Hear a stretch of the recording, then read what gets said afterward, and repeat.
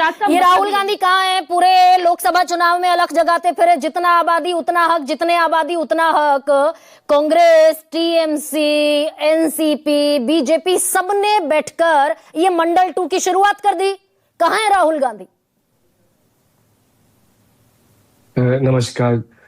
आज की इस डिबेट को शुरू करने से पहले मैं थोड़ा सा एक आपको इतिहास में लेके जाना चाहता हूं, फिर गांधी तक भी आएंगे।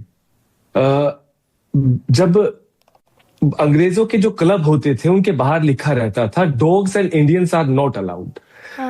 इसी वजह से हिंदुस्तानियों ने उन्हें भगा दिया और हम आजाद हुए। लेकिन इसी प्रकार से भारत की यूनिवर्सिटियों के गेट के बाहर एक इनविजिबल बोर्ड लगा हुआ है कि SC, ST, OBC are not allowed. और वो कहाँ लगा होता है कि जब आप इंटरव्यू रूम में बैठते हैं ना, जहां पर वाइवा लिया जाता है, जहां पर प्रोफेसरों की नियुक्ति होती है, वहां पर NFS नोट फाउंड सुटेबल कर दिया जाता है। इसी की वजह से जब आपने भी टिप्पणी करी है कि कितने वाइस चांसलर, कितने प्रोफेसर ओबीसी, SC, ST तबके से आते हैं, वो उसी का ही परिणाम दिखता है। अब मान के चलिए 1947 में, देखिए अभी हाल के साल में राहुल गांधी की पॉलिटिक्स का सबसे बड़ा प्लैंक है जितनी आबादी उतना हक, जाति का जनगणना। बिल्कुल वहीं पर गांधी पर भी आ रहे हैं। अगर सरकार और यूजीसी गरिमा जी गांधी पर भी आ रहे हैं। राहुल गांधी चुप है, सन्नाटा है।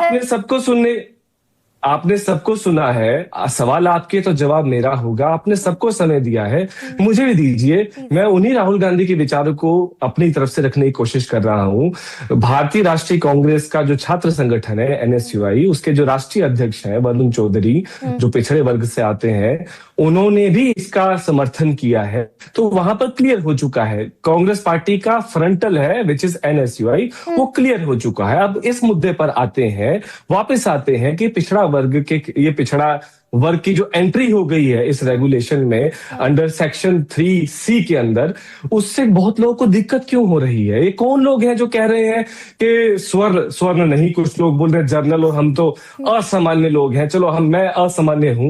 मैं आपको बता देता हूं, मेरे दादाजी बड़ई कास्ट से थे, तो बोलते थे कि बेटा सदियों तक हमारे पुरखों ने कुर्सियां बनाई हैं, अपने हाथ घिसे हैं कुर्सियों, दूसरों के लिए शानदार कुर्सियां बनाने के लिए।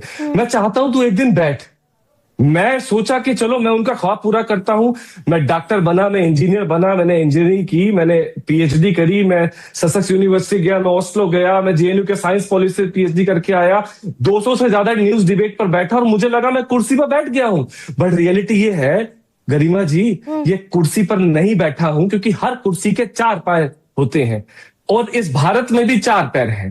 पहला पॉलिटिकल, दूसरा सोशल, तीसरा इकोनॉमिकल और चौथा एजुकेशनल। सिर्फ एक पॉलिटिकल मिला है, वोट का अधिकार, वो भी आप जानते हैं, वोट चोरी।